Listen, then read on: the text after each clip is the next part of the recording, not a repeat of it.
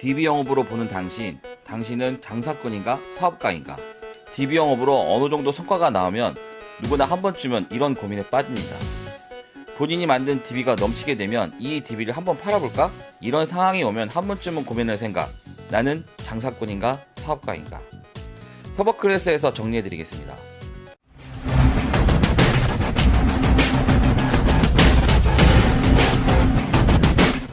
보험영업의 확장성은 첫 번째는 급여의 안정화이며 두 번째는 본인이 하고 있는 DB영업의 성공 노하우 전파입니다. 이 영상을 통해 본인의 영업을 시작하시는 분들에게 먼저 본인의 그릇에 맞는 그림을 그려볼 수 있는 시간이 되었으면 해서 영상을 제작해 보았습니다. DB영업이 처음이신 분들이라면 내가 보험 영업을 꾸준히 잘할 수 있을까? 이런 고민에 빠집니다. 그래서 보험 영업에서 성공하기 위해서는 본인만의 파이프라인을 만들어야 합니다. 100만 구독 유튜브 신사임당님께서는 당국 이래 가장 돈을 벌기 쉬운 시대라고 말을 하였습니다. 이유는 온라인을 활용하여 돈을 벌 수 있는 시대이기 때문입니다. 보험 영업 또한 온라인을 통해 보험 가입을 하는 소비자들이 점점 커지고 있고 아직도 그 시장은 무궁무진합니다.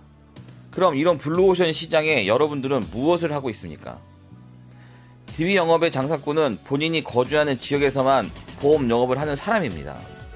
전국적으로 DB영업 시장을 확장하고 본인만의 노하우를 전파하는 사람들은 사업가라고 할 수 있습니다. 하지만 대부분 많은 사람들은 착각을 하는 게 있습니다. 나는 장사꾼인데 본인이 사업가라고 착각을 합니다. 본인이 DB를 잘 만들고 본인이 DB영업을 잘 한다고 사업가로 착각을 하는 것입니다. 물론 보험회사에서 보험 설계사는 개인 사업가다라고 말을 하기 때문에 착각을 할 수도 있을 것 같습니다. 만약 내가 보험 사업을 하는 사업가가 되려면 본인이 아닌 직원들이 성공할 수 있는 관리 시스템이 있어야 합니다. 이때 가장 중요한 것은 직원들이 더 잘하게 독려하고 인정해주며 직원들이 전문가가 되도록 참고 지켜봐줘야 합니다.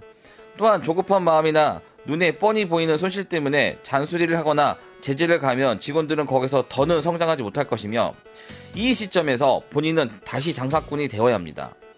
본인보다 더 잘하고 전문성 있는 직원들을 만드는 것이 사업가인 것입니다. 장사꾼과 사업가는 자본의 크기가 아니라 그 사업을 보는 마음의 크기인 것입니다.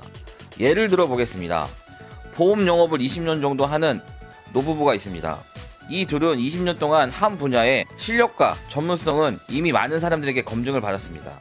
보험의 맛집으로 많은 사람들에게 끊임없이 소개를 받아 20년 동안 전문가로서 인정을 받으며 영업을 하였습니다. 다른 반면에 1년차 되지 않은 젊은 보험 설계사가 있습니다. 소비자들은 오프라인에서 온라인으로 시장성이 움직이고 있다 라고 느끼고 있기에 무료로 온라인 보험 상점을 오픈하기 시작했습니다.